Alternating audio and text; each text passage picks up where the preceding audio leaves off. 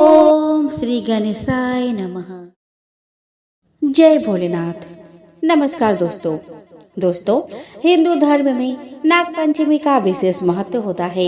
नाग पंचमी का पर्व हर साल श्रावण मास के शुक्ल पक्ष की पंचमी तिथि को मनाया जाता है। नाग पंचमी के दिन नाग देवता की पूजा की जाती है। धार्मिक मान्यताओं के अनुसार पृथ्वी का भार शेष नाग पर है, जबकि सागर मंथन के समय वासुकीनाथ से सागर मंथन हुआ था, जिससे अमृत के साथ साथ कई बहुमूल्य वस्तुएं निकली।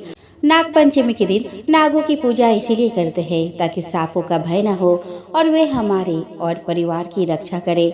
शास्त्रों के अनुसार शेष नाग की सैया पर भगवान विष्णु शयन करते हैं और भगवान शिव के गले का हार वासुकी नाग है। इस दिन भगवान शिव के आभूषण नागदेव की उपासना की जाती है। धार्मिक शास्त्रों के अनुसार नागों की पूजा करने से आध्यात्मिक शक्ति, अपार धन और मनोवांछित फल की प्राप्ति हो सकती है। इस बार नाग पंचमी का त्योहार 21 अगस्त सोमवार को मनाया जाएगा। इस महान पर्व पर महिलाएं नाग देवता की पूजा करती है और सांपों को दूध अर्पित करती है।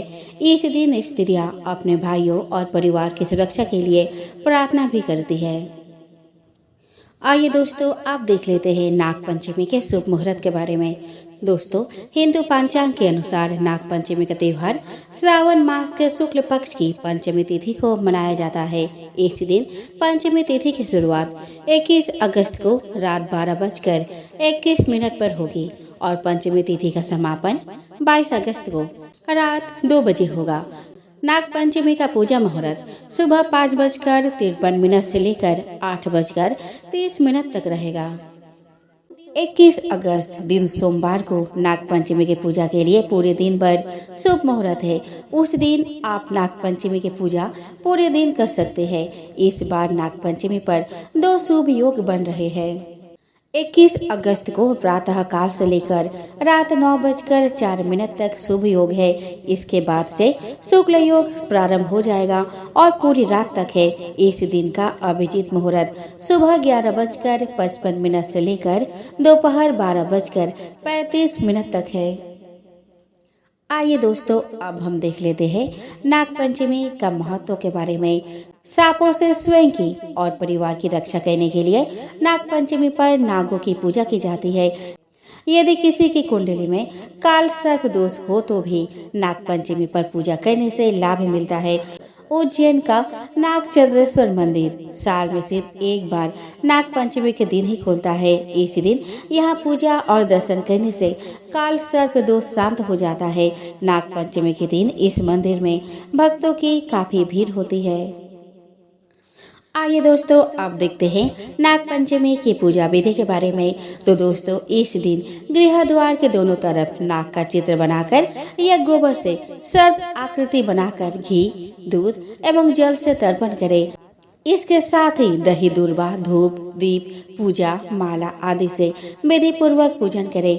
इसके बाद गेहूं, दूध, धान के लावा का भोग लगाना चाहिए। इससे पदम तक्षक नागगण संतुष्ट होते हैं। पूजन करता 7 कुलों तक सर्प भय नहीं होता है। दोस्तों, नाग पंचमी के दिन ये कार्य आप जरूर करें। नाग पंचमी के दिन नाग को दूध पिलाएं, हल्दी, कुमकुम, चंदन और रोली से नाग देवता की पूजा करें और आरती उतारें। यदि आपकी कुंडली में काल सर्प दोष है तो उसे दूर करने के लिए चांदी से बने नाग नागिन के जोड़े को बहते पानी में प्रवाहित करें। नाग पंचमी के दिन ब्राह्मण को चांदी के नाग नागिन का जोड़ा दान करने से धन धान्य में वृद्धि होती है और सांप के काटने का डर भी दूर हो जाता है। नाग पंचमी के दिन व्यक्ति को उपवास रखना चाहिए। इस दिन नाग देवता की पूजा के बाद नाग पंचमी के मंत्रों का जाप करना चाहिए। इसके अलावा जिन लोगों की कुंडली में राहु और केतु की दशा चल रही है, उन्हें भी नाग देवता की पूजा करनी चाहिए। ऐसा करने से कुंडली में आ रही दिक्कतों से मुक्ति मिलेगी। साथ ही ख्याल रखें कि इस दिन शिवलिंग पर पीतल के लोटे से ही जल चढ़ाएं। दोस्तों, आप काल सर्प दोष से मुक्ति के लिए यह उपाय कर सकते हैं। इस दिन रुद्र अभिषेक करने से काल सर्प दोष से मुक्ति मिलती है। इसीलिए इस दिन भगवान शिव का दूध से अभिषेक करना चाहिए। जिन लोगों की कुंडली में काल सर्प दोष है, उन्हें इस दिन काल सर्प दोष की पूजा करनी चाहिए। ऐसा करने से काल सर्प दोष दूर होता है। इसके अलावा इस दिन चांदी के नाग नागिन किसी भी नदी में प्रवाहित कर दे। यह उपाय भी काल सर्प दोष से मुक्ति दिलाता है। चलिए दोस्तों, अब हम श्रवण करते हैं नाग पंचमी की पौराणिक कथा। प्राचीन काल में एक सेठ जी के 7 पुत्र थे। 7 के विवाह हो चुके थे। सबसे छोटे पुत्र की पत्नी श्रेष्ठ चरित्र की, विदुषी और सुशील थी, परंतु उसके भाई नहीं था। एक दिन बड़ी बहू ने घर लिपने को पीली मिट्टी लाने के लिए सभी बहुओं को साथ चलने को कहा, तो सभी ने डलिया और खुरपी लेकर मिट्टी खोदने लगे। तभी वहाँ एक सर्प निकला, जिसे बड़ी बहू खुरपी से मारने लगी। यह देखकर छोटी बहू ने उसे रोकते हुए कहा कि मत मारो इसे, यह बेचारा निरपराध है। यह सुनकर बड़ी बहू ने उसे नहीं मारा। तब सर्प एक और जा बैठा। तब छोटी बहू ने उससे कहा, हम अभी लौट कर आती है, तुम यहाँ से जाना मत। यह कहकर वह सबके साथ मिट्टी लेकर घर चली गई और वह कामकाज में फंसकर सर्प से जो वादा किया था उसे भूल गई। उसे दूसरे दिन वह बात याद आई, तो वह सबको साथ लेकर वहाँ पहुँची और सर्प को उस स्थान पर बैठा देखकर वह बोली कि सर्प भैया नमस्कार। सर्प ने कहा, तो भैया कह चुकी है, इसीलिए तुझे छोड़ देता हूँ, नहीं तो झूठी बात कहने के कारण तुझे अभी डस लेता। वह बोली, भैया मुझसे भूल हो गई, उसकी क्षमा मांगती हो।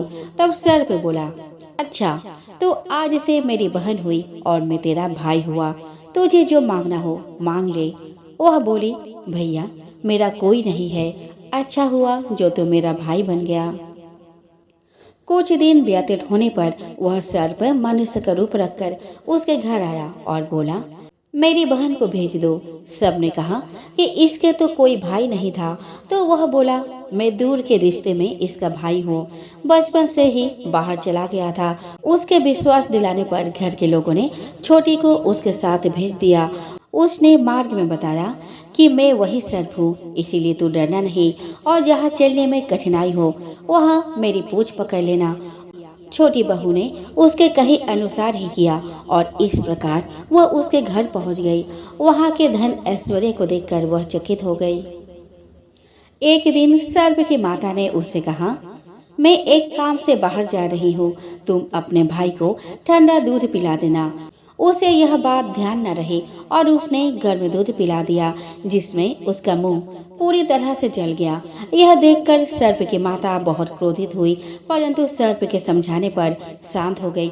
तब सर्प ने कहा कि बहन को अब उसके घर भेज देना चाहिए। तब सर्प और उसके पिता ने उसे बहुत सा सोना, चांदी, जवाहरत, वस्त्र, आभूषण आदि देकर उसके घर पहुंचा दिया। इतना ढेर सारा धन देकर बड़ी बहू ने ईर्ष्या से कहा कि भाई तो बड़ा धनवान है, तुझे तो उससे और भी धन लाना चाहिए था। सर्प ने यह वचन सुना तो वह सब वस्तुएं सोने की लाकर दे दी। यह देखकर बड़ी बहू ने कहा, इन्हें झाड़ने के लिए झाड़ू भी सोने की होनी चाहिए। तब सर्प ने झाड़ू भी सोने की लाकर रख दी। सर्प ने छोटी बहू को हीरा मणियों का एक अद्भुत हार दिया। उसकी प्रशंसा उस देश की रानी भी सुनी और वह राजा से बोली कि सेठ की छोटी बहू का हार यहाँ आना चाहिए। राजा ने मंत्री को हुक्म दिया कि वह हार लेकर शीघ्र यहाँ उपस्थित हो। मंत्री ने सेठ जी से जाकर कहा कि महारानी जी छोटी बहू का हार पहनेगी, वह उससे लेकर मुझे दे दो। सेठ जी ने डर के कारण छोटी बहू से हार मंगा कर दे दिया। छोटी बहू को यह बात बहुत बुरी लगी।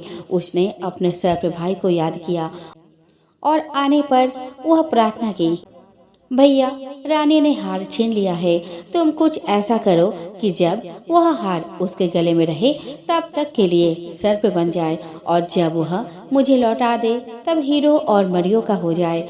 सर्प ने ठीक वैसा ही किया। जैसे ही रानी ने हार पहना वैसे ही वह सर्प बन गया। यह देखकर रानी चीख पड़ी और रोने लगी। यह देखकर राजा ने सेठ के पास खबर भेजी कि छोटी बहू को तुरंत भेजो। सेठ जी डर गए कि राजा ना जाने क्या करेगा। वे स्वयं छोटी बहू को साथ लेकर उपस्थित हुए। राजा ने छोटी बहू से पूछा, तूने क्या जादू किया है? मैं तुझे दंड दूंगा। छोटी बहू बोली कि राजन, धृष्टता क्षमा कीजिए, यह हार ही ऐसा है मेरे गले में हीरो और मरियो का रहता है और दूसरे के गले में सर्प बन जाता है। यह देखकर राजा को उसकी बात का विश्वास हो गया और उसने प्रसन्न होकर उसे ढेर सारा मुद्राएं और पुरस्कार भी दी। छोटी बहू वह हार और उन पुरस्कारों को लेकर घर लौट आई। उसके धन को देखकर बड़ी बहू ईर्ष्या के कारण उसके पति को सिखाया कि छोटी बहू के पास कहीं से धन आया है। यह सुनकर उसके पति ने अपने पत्नी को बुलाकर कहा कि ठीक ठीक बता कि यह धन तुझे कौन देता है। तब वह सर्प को याद करने लगी। तब उसी समय सर्प ने प्रकट होकर कहा कि यदि मेरे धर्म बहन के आचरण पर संदेह प्रकट करेगा तो मैं उसे खा लूंगा। यह सुनकर छोटी बहू का पति बहुत प्रसन्न हुआ और उसने सर्प देवता का बड़ा सत्कार किया। उसी दिन से नाग पंचमी का त्योहार मनाया जाता है और स्त्रियां सर्प को भाई मानकर उसकी पूजा करती है।